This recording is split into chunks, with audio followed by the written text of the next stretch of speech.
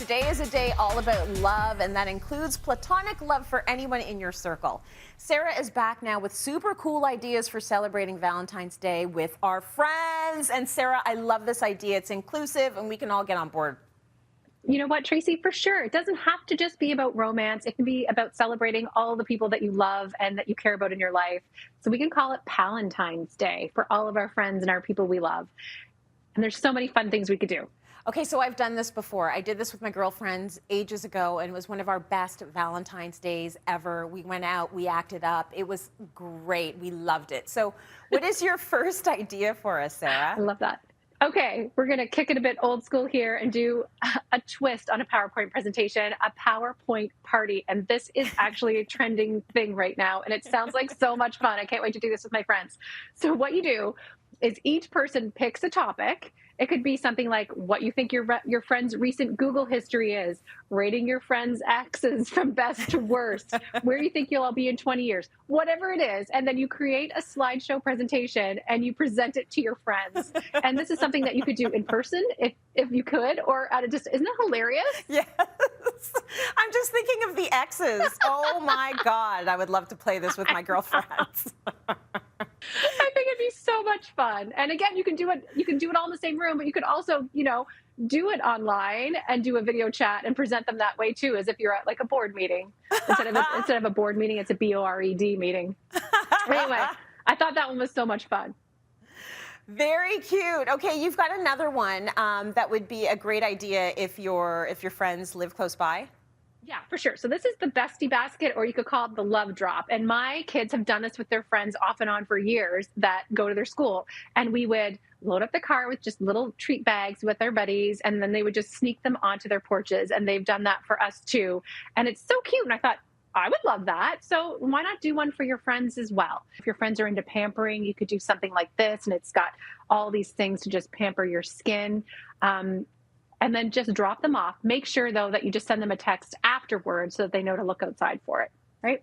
Yeah, really good in times when we can all get together, but even in times when we can't, because this is actually a perfect pandemic little gift if you're just doing door drop-offs. Very cute. I love that. And we all know how much I love to match.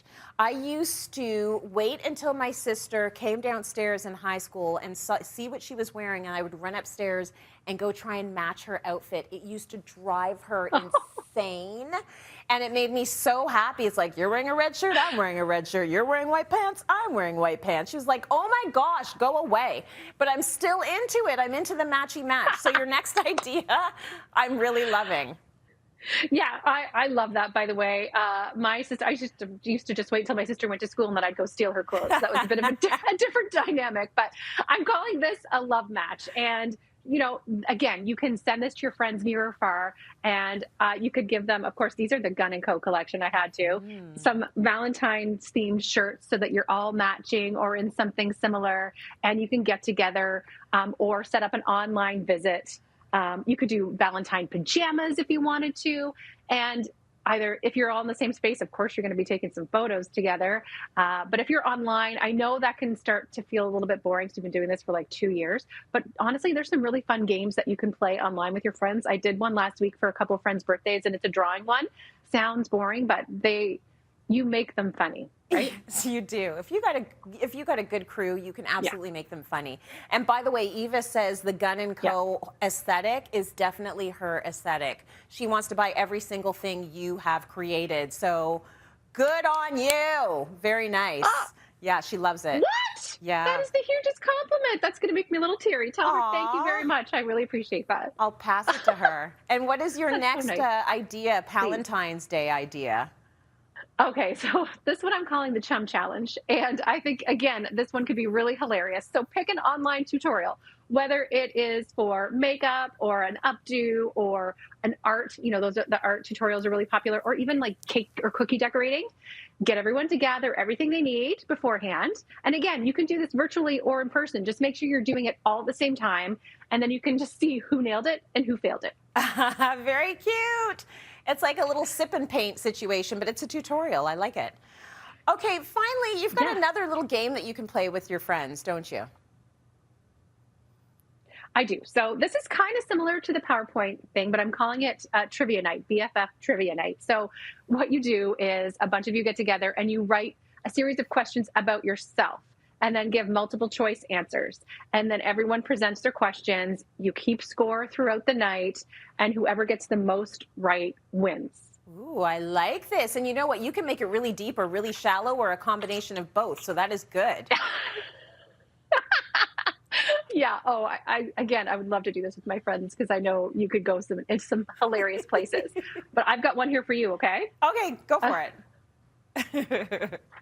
Okay. So let's see if I can trick you with this one. Where haven't I lived? Okay. Okay. Number one, Fort Severn, the northernmost community in Ontario. Number two, Presque Isle, a little town in northern Maine. Or three, Oslo, the capital of Norway. Oh, gosh. The first one. I don't think you've lived in the first place, way up north.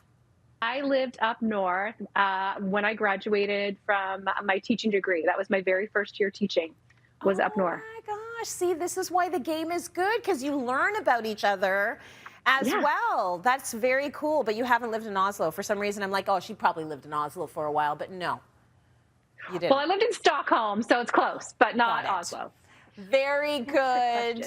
Very trick question, and a great way for us to have great fun with our friends, which is lovely. The day's about love, everyone. It doesn't have to be about romantic love. So, Sarah, thank you so much for